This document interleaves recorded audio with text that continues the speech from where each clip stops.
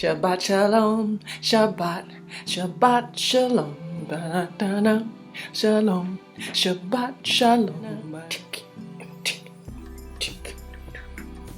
Hey guys, and welcome back to Wakefulness Theology. My name is Messenger Paula, and I'm so happy to be here. Again, last night we had a great prayer, a great group prayer at the Wakefulness Theology group on Facebook. If you are on Facebook, please do come and join us.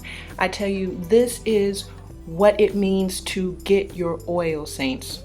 We studied not very long ago about 101, and we were explaining and showing and proving how 101 represents the door to the ark, and it also represents the shield, because when you have a door, you close the door and that protects you from what's on the other side of the door. Yes, so we were saying, because of a picture that said the ark, the best way to get your oil, 101, and that's how we understood that all of this that we are doing is symbolic for the Matthew 25 verse with the 10 virgins. So yes, the 5 wise virgins, they prepared. They knew what they needed, and they were prepared, and they watched. The 5 foolish virgins were unprepared. They thought that they were in a safe situation until it was too late. They probably thought that the wise virgins were probably too zealous, right? This is where we are. This is what we're doing. This is the preparation, guys. With my videos, Ruach HaKodesh is teaching me, and I'm showing you what she's teaching me. Again, this is miraculous because I don't know any of this stuff. I don't know this stuff that I'm telling you. It is literally from Ruach HaKodesh. So if you believe that this is from Ruach HaKodesh, you will not skip videos. You won't be skipping videos if you really believe this is from Ruach HaKodesh. God is teaching the class, and you just don't show up on 1 week or on Tuesday because what? Now, when Ruach HaKodesh is downloading me with this information, the reason why it's so long of a process and it has to go week by week is because I can't contain all the information that she is giving me. She downloaded me years ago. I told you already how I went to a spiritual school, and that was very much like the scene in the Green Lantern, and where I explained that he went up to AO and then they gave him his clothes and all of that. That I went through that process like every night, not every night, but 2 or 3 nights a week for a couple of years. And that was a feeling of being downloaded. Like, you can't understand it. You can't take it in. You can't digest it. It's just, and you're just floating in space, and you can't, it's that feeling in your stomach, like when you're on the roller coaster and your stomach drops out and you're just like, you're just kind of like free floating. This kind of thing, that happened. But now that I'm walking through the manifested steps of having the process, that information that was downloaded into me, it's coming out little bit by little bit, like Google. So I don't know everything that they put in me. I don't know it. But when they say, okay, this week, this is what I want you to tell them, then it gets pulled up like Google, and then it just comes to the surface. And then when I'm speaking the words, then the words are mine. Then I know the words once I have said the words. But this process has to go like this because I, in my human body, cannot hold all of the information that is passing through me. I can't. It is physically impossible as a human. You are no different. Why would you think I have to go through this process and you don't have to go through this process? But you're watching the videos. So if you're watching the videos, it means you want the information. If you're skipping videos, you are missing vital, important information. It takes 2 to 3 days for me to do a video. And as soon as I'm done with that video, I have to get ready for the next video. This is a life endeavor. This is fulfilling a covenant. This is the difference between being a wise virgin or a foolish virgin. And I don't think that a lot of you are taking it seriously yet. And I understand that, and that's fine. But please watch these videos in order. If you want the blessings that Yahushua and Ruach HaKodesh has given me, and that I am faithfully, with the best of my whole life, trying to share with you, can you do me the honor of taking the time to take the steps, to take the journey with me, and not try to do a quick cut? Because if you're doing quick cuts and you're trying to, just get the quick way, it doesn't work like that. You're missing out on the blessings, okay? Okay, saints, this new message is called How to Get on the Ark, Control Your Emotions. Okay, guys, so this is how it started. I'll just read a little bit. Shalom, saints. This is a post from my Wakefulness Theology group. Shalom, saints. In order to translate the letter lines, I have to use my own life experience. So I'm in the process of decoding the database from my own news stream. So it's easier if I just explain it to you. Since 2000 and maybe 10, I've been writing down in my notebook all of my holy letters that I've received, and I've been decoding them since 2010. I've been decoding them. I've been compiling them and decoding them and putting them in a database. And this is what I use to help me have context to understand the letter lines when I'm translating them. So I do one letter line a day. At this particular time, October 9, this is when I just was doing 486. It just was, happened to be that letter line for that day. But what I find that's really funny about this experience is that these letter lines, they always show up when you need them. And even when my translation isn't exactly on, even the mess up that I do is still a comment on what's going on. So there is no error in this. It's always, all of it is always for a reason, right? Is what I want to say. So you can pause this and read this for yourself, but I'm going to go a little quicker. I didn't understand it immediately, but then I had a dream last night and that helped me. So yes, I decoded, I worked on the letter line 486. I didn't understand it right away, went to sleep, had a dream. Now this dream is not something I can explain to you. I just woke up with the understanding of what it was and how important it was. So now I understand why Yahushua told me that you are not writing the book is writing you. So the book is writing me because doing this work is like getting an mega maximum psychological session. This work heals you. This work will take you from that evil to that holy. This work, this understanding is the remedy. It is the remedy. It is the thing that is going to make us holy and sanctified. Honestly, I don't know how to explain that any better except just to tell you. I would love to beat around the bush, but that is what it is. And so it is a deep and intense insight into yourself so that you can know and understand who you are. And you get the judgment now. You understand where you stand now when you do this work, when you're able to read yourself, because we are the books. Guys, do you watch the intro to my video? I explain it there. We are the books. Wakefulness theology is being able to read you, yourself, and knowing who you are. You are the holy thing.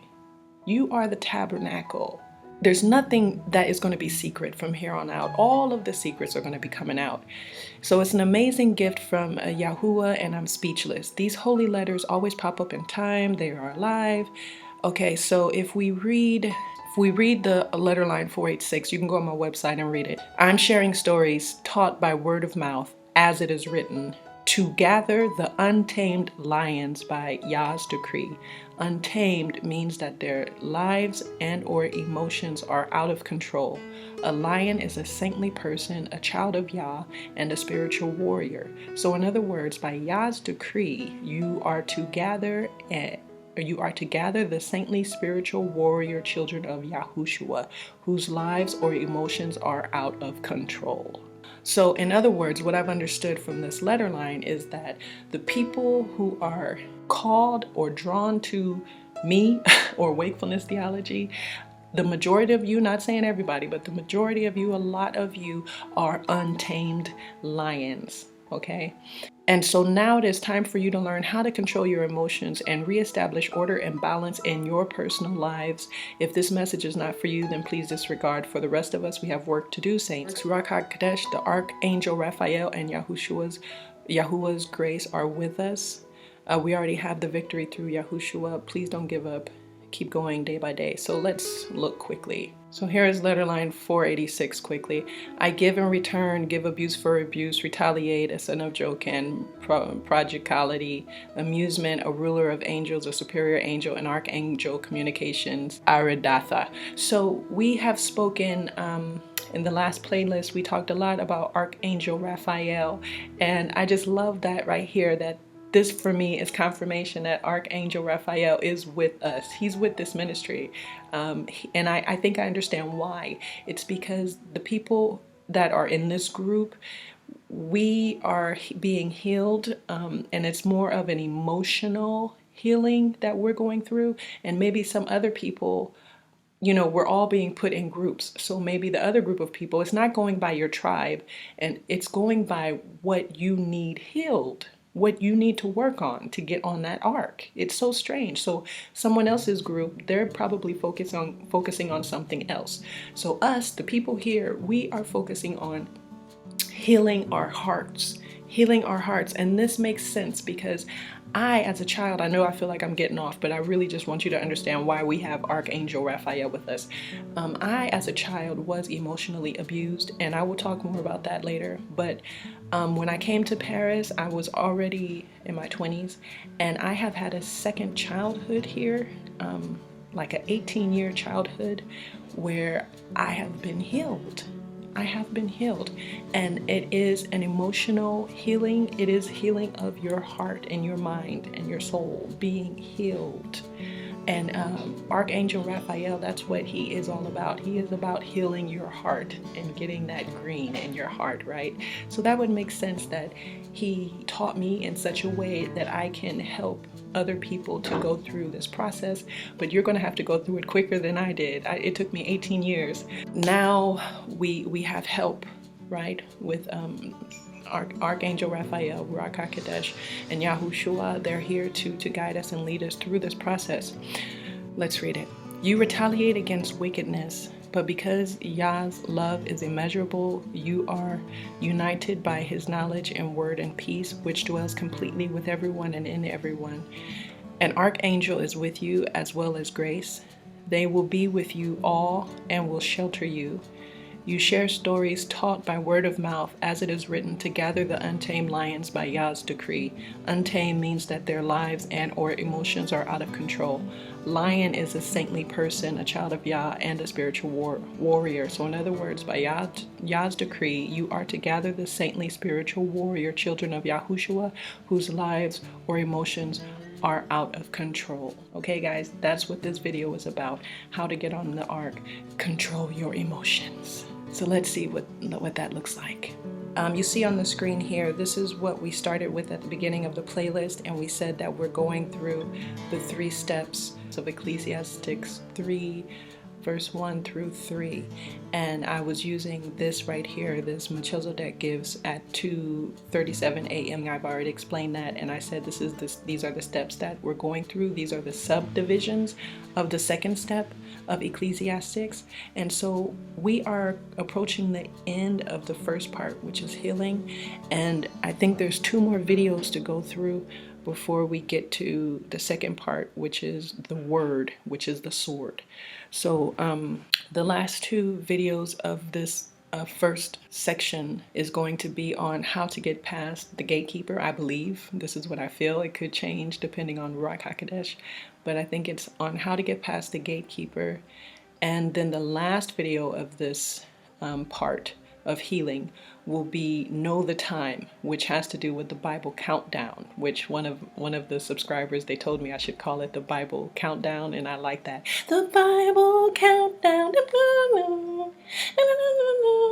I think it's a good idea. So that would be probably the last video of the first part, which is healing, and then we're going to be going into the word. So hey guys, we're making way. We are making way. Hey, back to where we are right now. So what happened was, I understood that it had to be about healing because of the letter line 486 that I just showed you. Remember the number 486, okay? So Sister Polly and Brother David, we were I told you last week about Sister Polly's dream that we were in a radio. I thought it was just a radio was there. I didn't understand it was a radio station. So she has explained to me since then that we were in a radio station. So that's when I understood something. I'm going to show you by the end of this video. It's going to make sense. Just bear with me.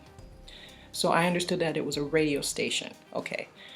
Brother David, he sent me this picture right here. the Hebrew Bible. Can you see that?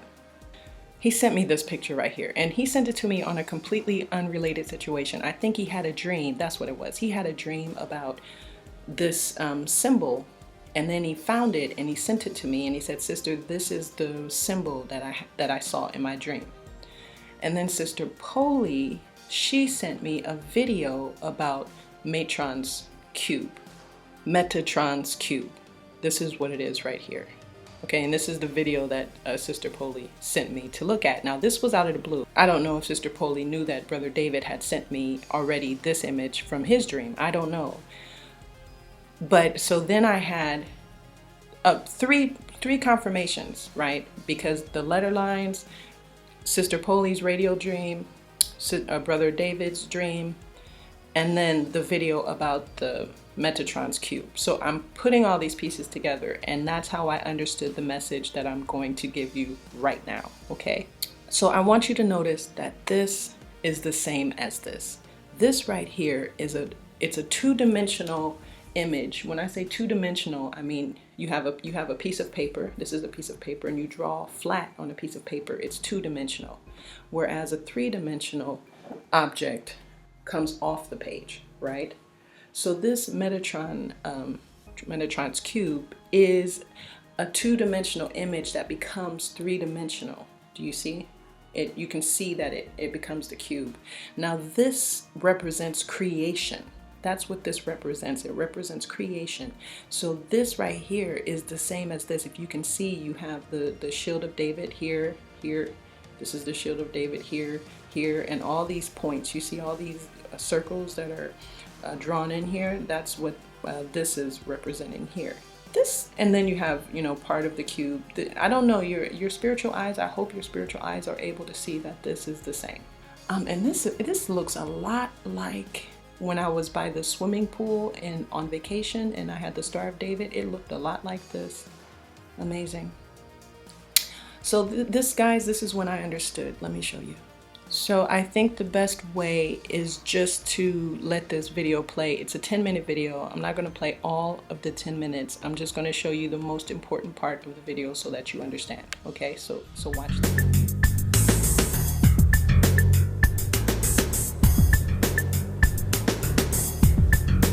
There is a fascinating aspect of sacred geometry known as Metatron's cube.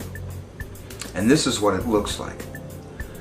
I've been making mandalas based on this archetype for a really long time, over 20 years. Thinking about it, contemplating it, meditating on it, just listening to it all these years. It points to the connection that Metatron's cube has with sacred geometry. And it traces right back to nature's first pattern and the 13 very special circles that are found inside the 4th consecutive circle of nature's first pattern. That's where it comes from. And when you connect the centers of those 13 circles, you get Metatron's cube. Oh yeah. Leonardo Pisano discovered, and this is the really cool part, Leonardo Pisano discovered that you could create an illusion of all 5 of the Platonic solids in this graphic that he had discovered. And he called it Metatron's cube. Connecting the edges of 4 equilateral triangles creates the tetrahedron. Connecting the edges of 6 squares creates the hexahedron, or cube. Connecting the edges of 8 equilateral triangles creates the octahedron. Connecting the edges of 12 pentagons creates the dodecahedron.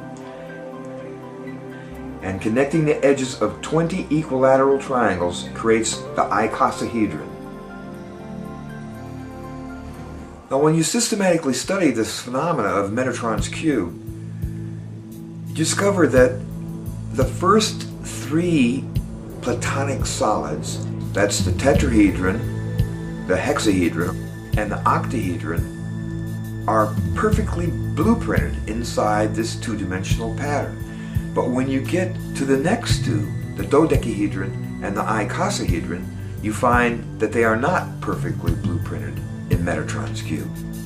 The dodecahedron is almost perfectly blueprinted in Metatron's cube, but 6 additional short lines must be added in order to complete the form. The icosahedron is another story, as the illusion is definitely not an accurate blueprint. This fact discourages many of the most investigative students of sacred geometry and causes some of them to negate the significance of Metatron's cube. This is very understandable, but I believe unfortunate. So one of my major goals for this piece is to re-establish the credibility of Metatron's cube, and this is the whole key right here. Metatron's cube is a transcendental form. It naturally reduces in size, smaller and smaller and smaller Metatron's cubes, and larger and larger and larger Metatron's cubes, all relating to one another empirically, expanding all the way to infinity and all the way into infinity.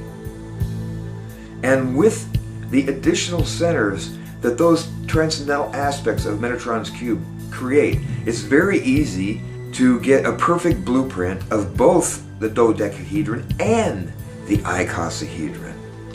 This is really significant, and this makes Metatron's cube actually work as a perfect blueprint.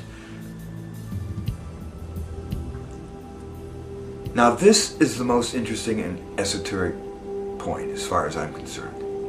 Metatron's cube beautifully illustrates the mental nature of the universe through this unfolding of two-dimensional realities into three-dimensional realities. Very interesting, very important. To back that up, let me read this little paragraph and tell you a story about the invention of the piano. That's a good one.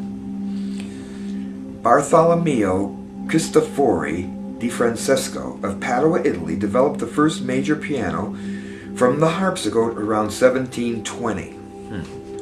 This major innovation was conceived when the inventor experienced a blinding flash of revelation, which he called the pianoforte. So I can imagine that Bartholomew woke up one night out of a dead sleep, wide awake. He says, Maria, Maria, I've got it. I've got it. We'll strike the strings with little hammers. We won't pluck them. No, we won't. We'll strike them with little soft mallets. This is big, Maria. So Maria thought he was mad, of course, and so did a lot of other people. But that didn't bother Bartholomew. Oh no. He held this idea in his mind. He wouldn't let go of it. He thought about it. He started making drawings. He started making models. He started raising money. He spoke for it all over the place. He just held on to this idea and wouldn't let it go. And out of his mind precipitated this invention of his called the pianoforte. Is that amazing? That is the way it works. Beautiful illustration of the way the universe works. The piano could never have become a reality until it was first mentally conceived. Conceptual ideas on all levels always precede manifest realities. And this is the nature of the universe. The Hermetic axiom reads, the all is mind, the universe is mental. And Metatron's cube is teaching us about this conceptual mental nature of the universe. And the current experiments in quantum physics are also teaching us this exact same thing. Nothing can be created without first being a conceptual construct of consciousness. Without a mental conceptual equivalent in consciousness, nothing could exist. And sacred geometry is the Creator's conceptual architecture out of which all things precipitate. Amartya Swami, the brilliant quantum physicist, teacher, and philosopher, says it extremely succinctly, quote, you can make sense of this world only if you base the world on consciousness. Consciousness is the ground of all being, and quantum physics makes this as clear as daylight, unquote. I would say that Metatron's cube also makes this as clear as daylight. As clear as daylight. Consciousness is the ground of all being. Yeah. So, guys, who is Metatron? Metatron. This is Wikipedia. The book describes the link between Enoch, son of Jared, great-grandfather of Noah, and his transformation into the angel Metatron. So in general, Metatron is Enoch as an angel. His grand title, the Lesser Yahuwah, resurfaces here. The word Metatron is numerically equivalent to Shaddai, El Shaddai. So that's another name for Yahuwah, that the original, our forefathers, the original Israelites, they used El Shaddai in Hebrew Gematria. Therefore, he is said to have a name like his master. So this is a picture of him. I'll let you do your own research on that, because I know a lot of people are going to reject the knowledge. You're going to reject it out of fear. But as I've said before, you cannot be in the bridal army if you are afraid. You can't. There's nothing to be afraid of. If it's not true, if it's evil, then you refute it with the truth, with Yahushua, with the Bible, and Satan will flee from you. As a part of the bridal army, we don't run from anything. We don't flee. You stand your ground, and in peace and in love and in wisdom and in light and in Yahushua Hamashiach's holy name, you cast out evil and darkness. You don't run from it. So if the way you are feeling right now from this information is fear, then that is not of Yahuwah. Don't be afraid of anything. Do your own research, figure this out for yourself, but this is what I know because it's been proven to me. So let me continue to show you. So back to the video here. You guys remember at the end of the video, he said this. Conceptual ideas on all levels always precede manifest realities. And this is the nature of the universe. The Hermetic axiom reads, the all is mind, the universe is mental. And Metatron's cube is teaching us about this conceptual, mental nature of the universe. Nothing can be created without first being a conceptual construct of consciousness. Without a mental, conceptual equivalent in consciousness, nothing could exist. So that is what the message is here. This is what Metatron's cube is teaching us. And please notice that it's 101. That's another sign that brought Sister Poli to this video to begin with, because it's 101 and it's the cube. Okay, I'm going to put these parts together for you guys so you understand at the end. Please bear with me. The message is that in order for you to be able to learn to control your emotions, you must understand the power of your emotions. You must understand the power of your thought, your mental thought. You are literally creating your reality thought by thought, thought by thought, emotion by emotion. This is why you have to control your emotions. The people that will be on the ark are the people who are able to control their emotions, because they understand that when you are in heaven, when you are in New Jerusalem, when you are in the spiritual realm, everything you think of will manifest immediately. Here on earth, we have a time to go through. So let's say I imagine a business in my mind. That business will be manifested in maybe 2 years, right? But if it was in heaven, I would think of a business and boom, the business would be there immediately. So if you are not able to control your thoughts or your feelings, you will be bringing all kinds of hell into heaven. Do you see what I mean? You'll be like, oh, who does she think she is? And boom, all kind of evil things will be happening. This is not possible. This is why we're learning now to be mature spiritual beings, so that when we go to a New Jerusalem or heaven, we're able to be there. This is not about God being mad at you or something like this. This is about you spiritually being able to reside in those dimensions. Do you see what I mean? So it is everything. It's a huge deal. You cannot get on the ark if your emotions and your thoughts are out of control. Point blank. So we need to deal with this right now. Untamed lions You got to get your life and your thoughts and your emotions under control right now. Do you understand what I'm saying? The people who have been following the videos in order from the beginning, at least the beginning that you have spiritually, needed to start at, you remember from the last playlist, Yahushua's Holy Numbers and Letters, we talked about the cube. So I'm going to play just a piece of that again because it's very important that we remember what it means, the Holy Cube. And I also want to point out to you, the name of the video I'm about to show you that I did in the last playlist is called 864 The Cube. Guys, what is the number, the letter line that I told you that got me to understand this message? The letter line is 486.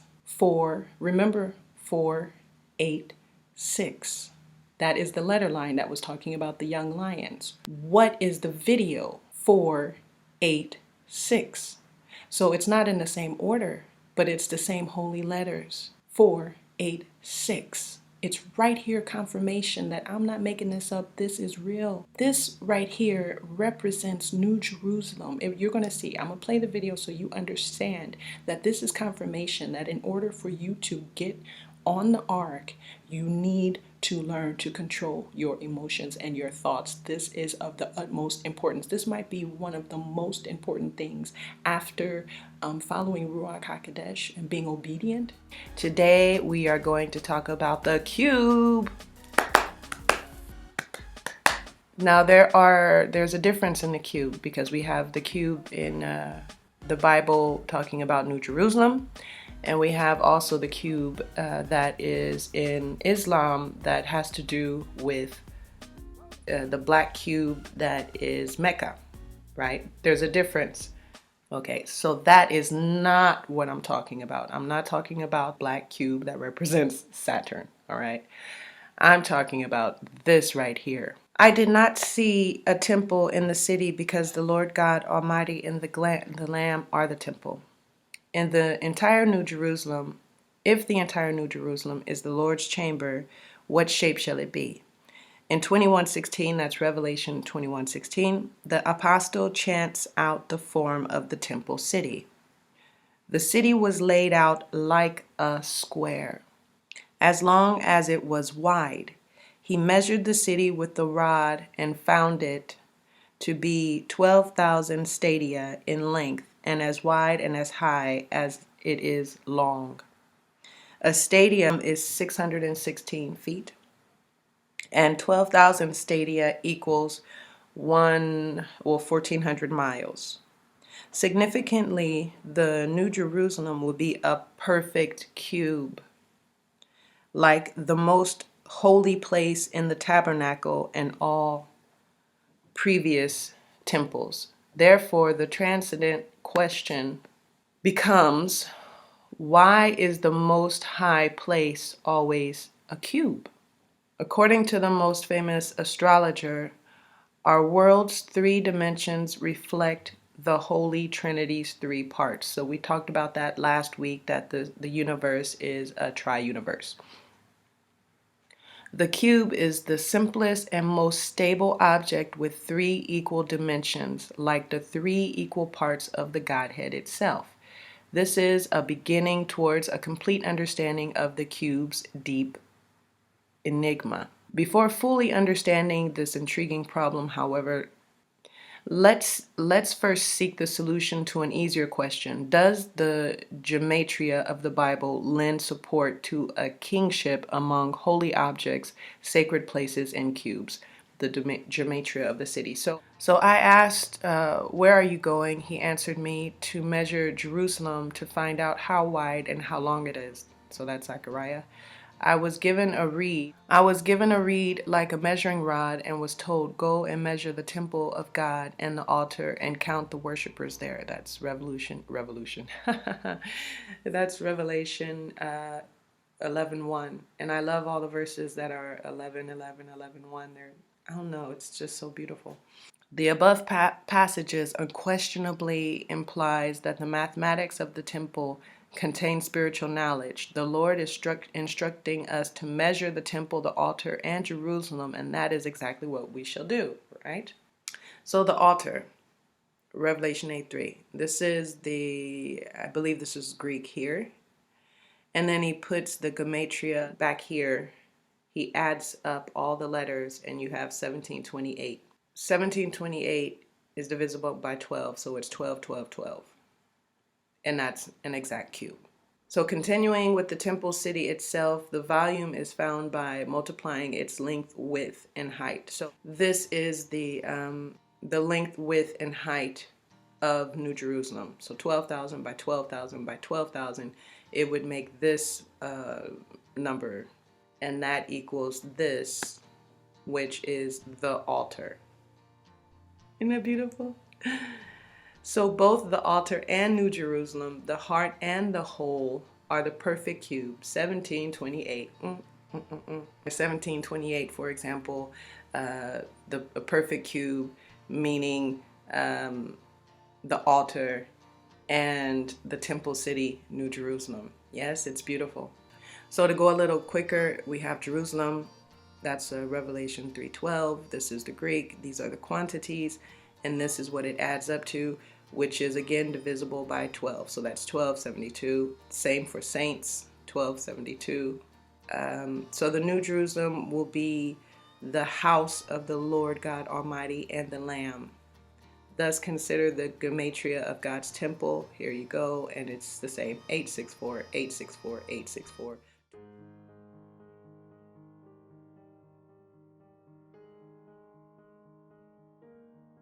Okay, so now you understand. So let's look at a TV show, a new TV show from Netflix, and it's called Maniac. And we talked about it a little bit on the Facebook group. This is one of those TV shows that I'm not necessarily recommending because it is, there's a lot of cussing in it, and it's a lot of, I don't know, it's very negative.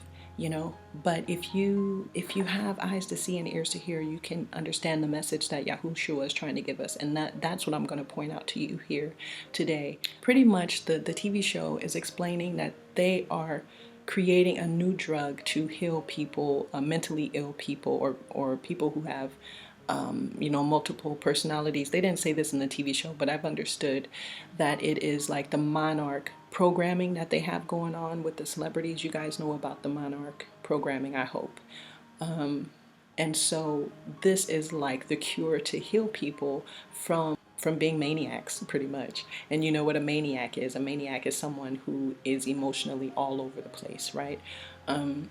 So it's healing mentally ill people. It's able to heal people from their psychological hang-ups and their psychological problems, but using technology, pretty much. Now, we're going to use this information, and instead of using artificial intelligence and pharmaceutical drugs, we're going to use Yahushua Hamashiach to heal us. He is going to heal us. Ruach HaKodesh is going to heal us, but you have to mentally understand the process. So quickly, when you have trauma in your life, so for example, we can take 9/11. That is a trauma that all of us have shared together. When you have that trauma, if you don't deal with it, what it is that it goes into the back of your mind. Okay, it goes into your subconscious because it's too traumatic, it's too difficult for you to deal with. So that is your brain's mechanism to protect you from that trauma, is to move it to your subconscious. And you know that is happening because when you're experiencing trauma, you feel like you're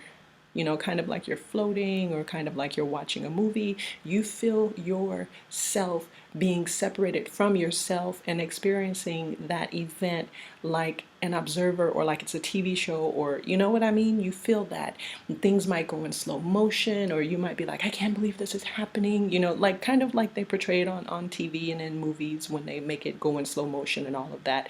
That is you experiencing trauma, and that trauma being put into your subconscious as protection. So what happens is that if you never deal with that trauma, it's always there. And so all it needs is to be triggered. And so trauma in your subconscious is just waiting for a trigger. So that's why every year when they start talking about 9/11 on the news, they are purposely triggering us to get our emotions, to get an emotional response from us, in order to, they have many agendas. They have many reasons why they want to do this. But the most important is manipulation. You know, they want something from us. They want us to vote a certain way or whatever. So to keep us in perpetual fear and in this kind of traumatic victim mode is very easy to control people when they're that way. So the only way to get out of that victim consciousness mode is to deal with it, the trauma itself. So once you take it out of your subconscious and you bring it to your prefrontal cortex, then you can deal with it, and then you are no longer controlled by it. Do you see what I mean? So how do you do that? You have to talk about it. You have to go through a process. You do have to go through a process, okay? So that's what they're talking about here. Let's look. It's the beginning slide. We here at Neberdine Pharmaceutical Biotech, that's the name of the company, these people volunteered for this study, are pioneering a revolutionary procedure that will unlock the secret mysteries of the mind. You see behind her, you have a 10. We've been talking about 10, 10, 10, and replace old-fashioned talk therapy forever. And that's what Yahushua is going to be doing with us too. I'm not saying don't go to a psychiatrist. If you're already seeing someone, or if you need to see someone, by all means do see someone. I've spoken to someone in the past, and it did help me. I didn't need to see them a long time. I think I saw them for, a couple of times. But I just talked about stuff about the emotional abuse that I had as a child, and I got it out. And then it was things locked in your mind, and they're all mixed up like this, and they don't make any sense, and it's in your mind like a ball of junk, and it doesn't make any sense. But once you start to talk about it, it starts to get sorted out, and then you can hear it, hear your mouth saying these things, and you start to understand, and you go, oh, it's not that at all. What I thought it was is not that at all. And you can start to make sense of stuff.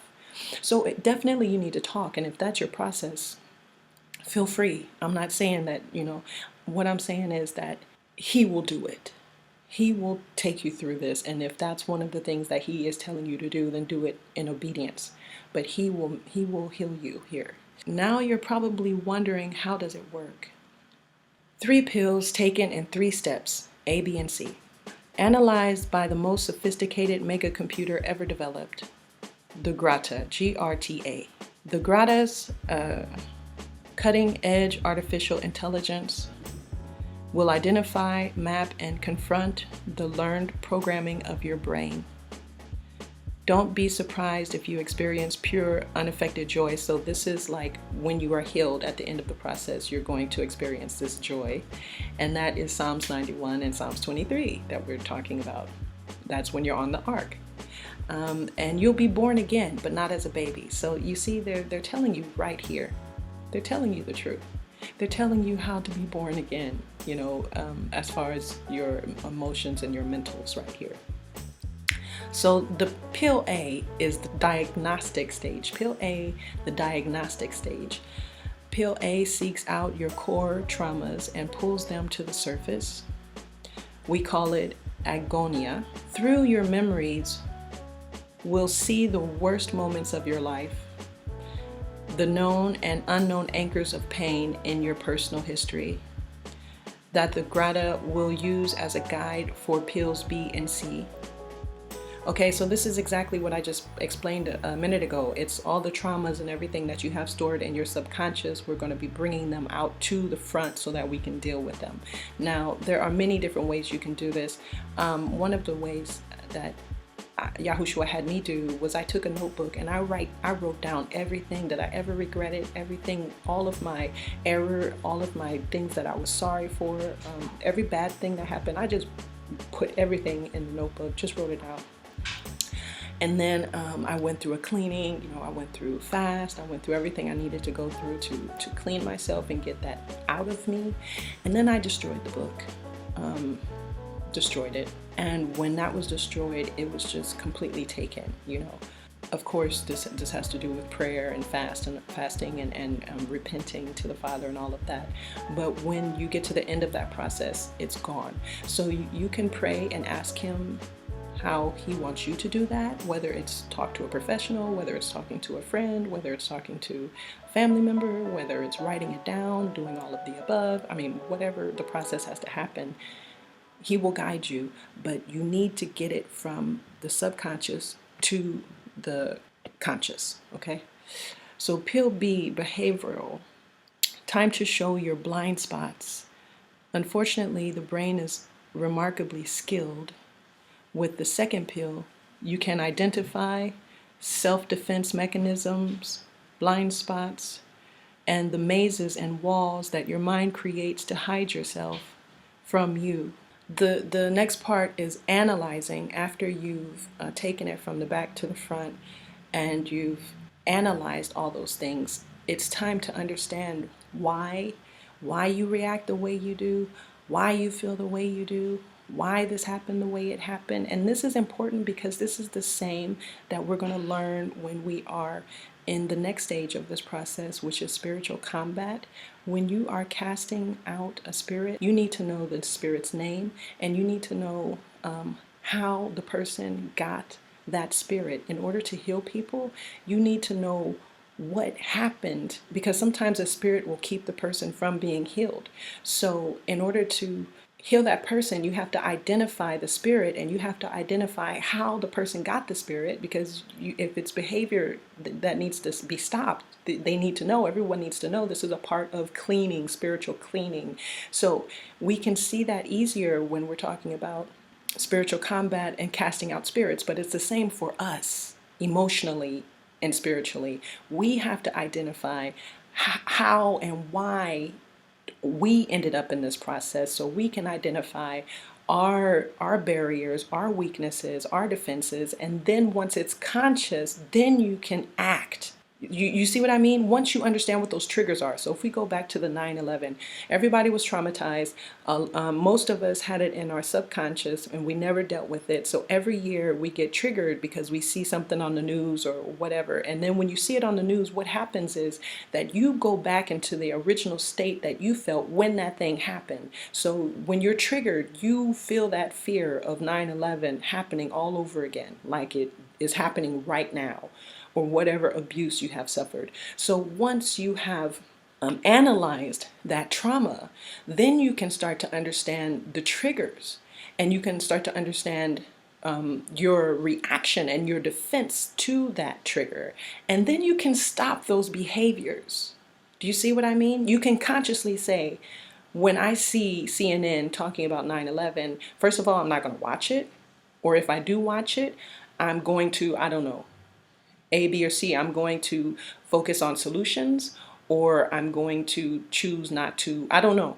That's a personal situation, but this is where you get to in your state. You have the control of deciding where your emotions go and where your thoughts go. They are no longer in control. You are now in control of your emotions and your thoughts. Do you see what I mean? You're no longer being manipulated, and you're no longer a victim.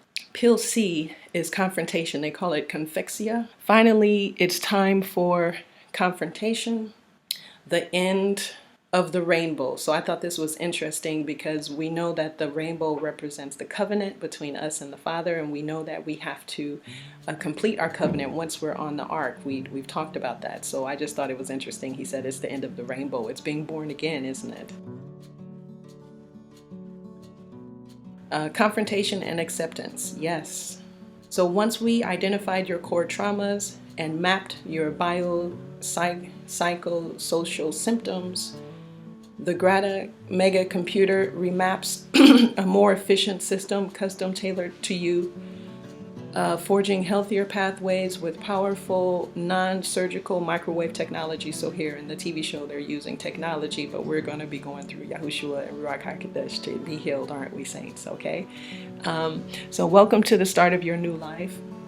You will never be the same again. Amen. And this is true. I have never, since Ruach HaKodesh has healed me and taken me through this process, I am a brand new woman. And every month I'm a better person, I'm closer and closer to the person that Yahushua wants me to be. So it is not a one-stop shop. This is a continual process that we will go through until we are sitting at dinner with him at the wedding feast of the Lamb, and we're eating and we're like, wow, we made it. This is so awesome. Cheers. And I assume at that point it might stop, but who knows? We might continue. We're eternal beings. We live forever. So who knows? Just to say that this is an ongoing process, right? We've never ever actually made it. We're always in progress. Yes. This last pill C, what it does is it replaces your old behaviors with new ones. So for example, in our brain we have neurons, and these bridges, they connect. So for example, I teach English in France. I teach English as a foreign language, a second language. Okay, so sometimes a French speaker, they might say, I did worked, and we know that you should say I worked, not I did worked. But if they are used to saying I did worked, in their brain there's a neurological connection in their brain that fires. I don't have the words, but Holy Spirit has given me these words, so I don't even know if they're right. We'll go with them. Synapses that connect every time you want to say I worked, but your brain is saying I did worked, so it's going I did worked. So once that person understands that that's incorrect, the right way is I worked. So now they have to repeat I worked at least 40 times, or at least for 40 days. It needs to be a serious repetition in order to break that synapses and build a new bridge. So now you're going to have this bridge, I worked, and not I did worked. I worked. You do that 40 times, and then you're going to be able to change your behavior. But it's a repetition. And you might go, I worked, and then you make a mistake and you say I did worked. But now you're conscious of everything, and so you go, oh, no, that's incorrect. You unattach it and you say, I worked. And you establish a new bridge in your brain. That's how it works. So you have to consciously, continuously, repeatedly establish this new behavior. And over time, you're going to have new neurological pathways to behavior that is healthy and holy, as opposed to the behavior that was leading you towards death. Does that make sense? That is the C pill, okay? So here we see them, because actually they go into these booths and they're, I didn't take a picture of how they look. Maybe at the end you'll see. But you see they're going into some kind of sleep mode. And the reason I took that picture is because a lot of this spiritual work is done on us at night when we're sleeping. So do not neglect your dreams. If you are blessed to be able to remember your dreams, as soon as you wake up, write down your dreams or record your dreams. It's not because they might be, foretelling the future. Maybe they are, maybe they're not, who knows?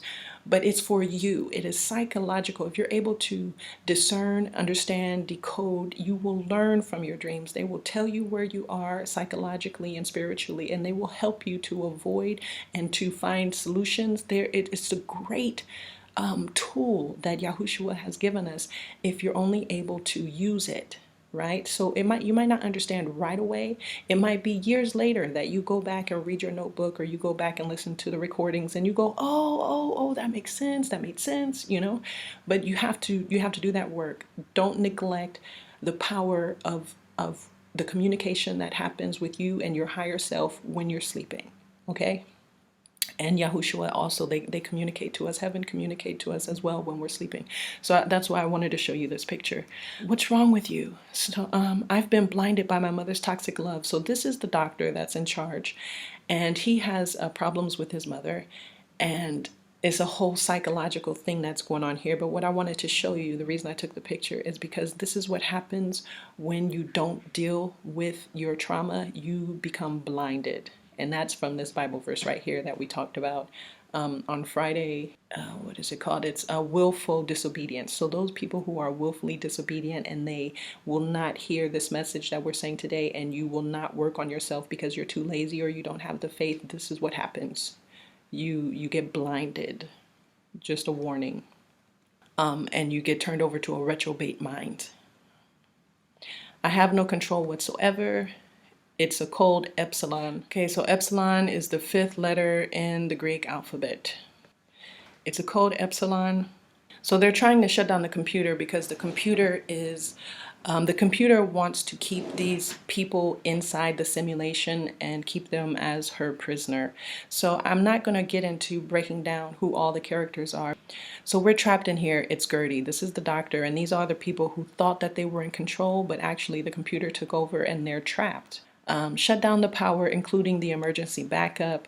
But James, I don't think you understand the implications. If we shut down during code epsilon, pretty much the whole computer will die. So this is what's important too. The people who do not go through this process, it's going to be a much more brutal and violent disconnection, because the disconnection is going to happen. That's what we're calling destruction, right? So it behooves you to go through this process voluntarily instead of waiting for it to be done for you, because everyone will have to go through this process one way or another. But I figured out a way to deactivate Gertie. We're going to have to do it fast. Actually, I can't do a effing Rubik's Cube. So this is hard to explain without you seeing the TV show, but there's 2 main characters, a man and a woman. The man, they both have psychological problems. They both have volunteered to go through this process, and they've I don't know, they bond, and they are partners in crime during the whole TV show. So at the end of the TV show, where we are here, you have the people that are stuck in the control room, the doctors who thought they were in control, but they are not. And you have him, and he's in a dream world, this guy right here. Let me show you his face. This guy right here, he's in the dream world, okay? And he's with his brother, who is a figment of his imagination or a part of his psychosis. We never really know. It could be a spiritual, symbolically, like an angel. We don't know in the TV show. Anyway, he is being led by his brother to do a Rubik's Cube. This right here, this is the computer, the artificial intelligence. Her name is Gertie, and she is symbolized. You see behind her, you see this symbol right here. This looks very much like the cube, doesn't it? And she said, I'm tired of you trying to run away.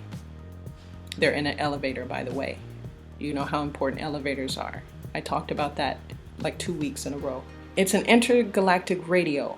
Okay, so this is when I understood, because this was Sister Polly's dream about Sister Polly, me, you, and David in the radio station right here.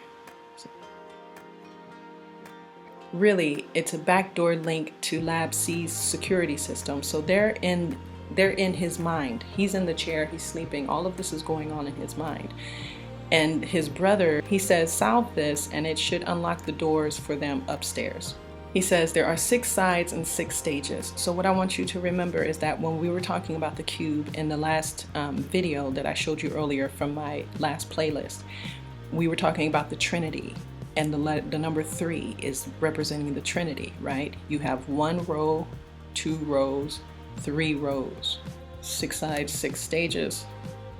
So he's trying to solve the cube. The cube is representing knowledge, and it's representing the tabernacle. It's representing the Holy of Holies. It's representing New Jerusalem, because remember the number is 864.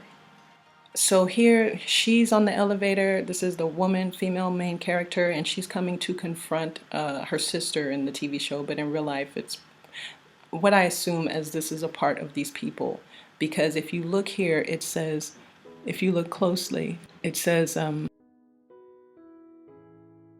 Monarch Pass, and we know that Monarch is the experiment they did on people to fragment them. So this is what I think it really is: how to cure yourself, your psychosis, your split personalities, etc. So save them. This is what we always talk about. This is what the training was for. Talking to you guys, talking to us. This is what the training is for. Save the world, save Annie. So of course we're talking about as the 5 groups of the bridal army, right? being in the harvest and doing the work we have to do to help other people to go through this process. But first we have to do it for ourselves. And that's what he says here. Save yourself. Save the world, save Annie, save yourself. Or maybe my purpose was just to get you to this moment. I don't understand. It's okay. It's okay. So you don't have to understand. You just have to be obedient and do the work. Come on. Don't get distracted. Do I have to add to that? Don't get distracted. I'm sorry that I was drunk at your funeral. So this is her. She's going through the steps, and the first thing she's doing is repenting and saying she's sorry. And when you have to admit your faults to each other so that Yahushua can heal you. That's what she's doing here, right? I'm sorry for this. I'm sorry for that. And then she says, her alter ego / sister says, we always get to this spot, but we never get past it. It means, and then she's like, what does that mean? She says, it means say what you really mean. And so then this character right here, she just really goes out and she just says, well, it means that I miss you and I loved you, and the reason I acted that way was because they're this and that. So pretty much the first pill, which is confronting, which is understanding your traumas, A. The second pill, which is B, which is decoding it, understanding it. And then the third pill, which is C, which is confrontation. That's what she's doing right here. She's putting all of those pieces together so that she can be healed. And she's able to say now with her mouth what she didn't even understand before. Because when you are out of control, your emotions and your thoughts and your lives are out of control, you have no idea why. But after you go through this step, when you get to C, you're able to say with your mouth, it's because I was afraid and I loved you. And I didn't want you to go. And then you're healed. Say what you mean. If you can't, figure it out. And fast. Because this is how you get on the ark. So she hugs her. She makes up with herself.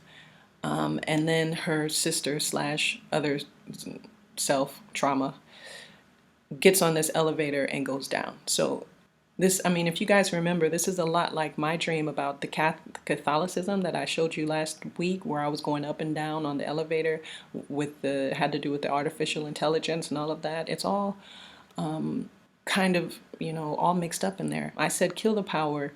I can't give that order. The servers and drivers will all self-immolate. All 73 iterations. We have to look up the letter line 73. It's on my website. We will have a complete core meltdown, and this is your life's work. So they're flipping out, trying to figure out how to stop the artificial intelligent computer. The people in that room, they signed their consent. He's going to turn it off, but he's blind, right? And they knew what they were risking. Don't sacrifice the world's pain for 6 McMurphys. I have to kill my simulated mother, because the artificial computer was based off of his mother, who abused him, at least emotionally. But I think they also show that it was sexually as well, but they don't say that. They just leave your mind open for that. She's disabled everything, so they pretty much lost control. The people in the control center have lost control. And so this guy down here, who's in his head, and he's doing the Rubik's Cube, he's saying, this is what you've been practicing for. You've been practicing for this your whole life. You almost got it. Build up those sides.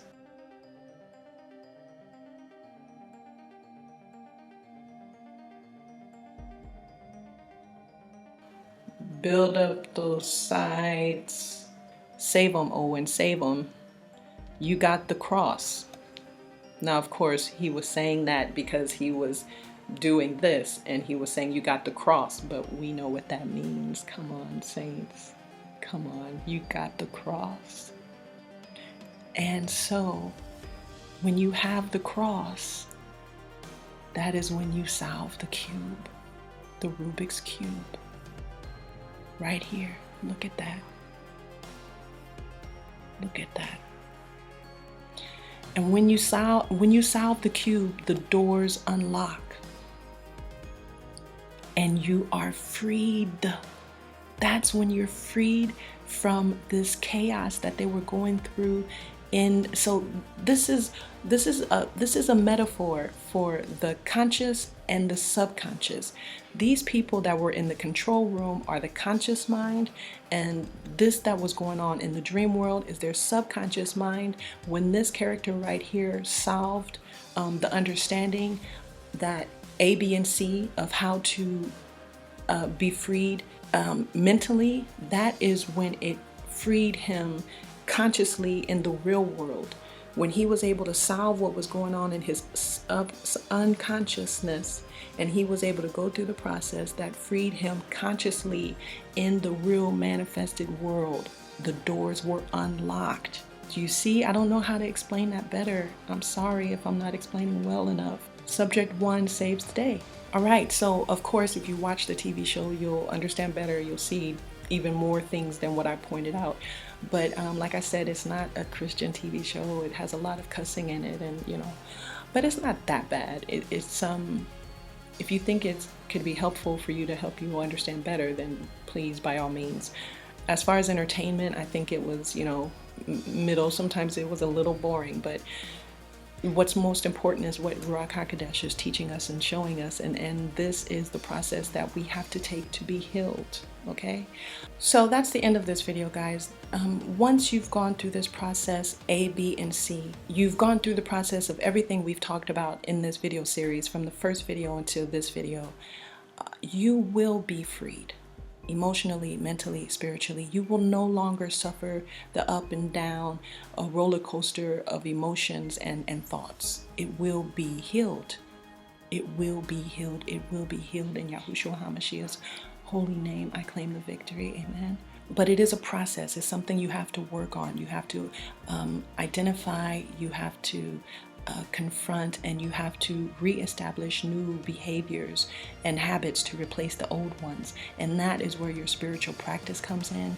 And that video I have on my website, and I also will put a link right here, and I will put a link below for you guys to look at if you haven't seen that. But you do have to replace those old behaviors and old ways with new ones that are of Yahushua Hamashiach. Yes. And I know there's more that I want to tell you, but I can't think about it right now. So I will come back the next time and finish talking about it. We have, if I understand correctly what Ruach HaKodesh is telling me, we have 2 more videos of this part here. We'll talk about how to get past the gatekeeper, unless Ruach HaKodesh changes that. And the Bible countdown. Okay? And other than that, I pray that your well be blessed, saints. And may this be in Yahushua Hamashiach's holy name, for his glory and for his honor. Peace unto you. Shalom, saints.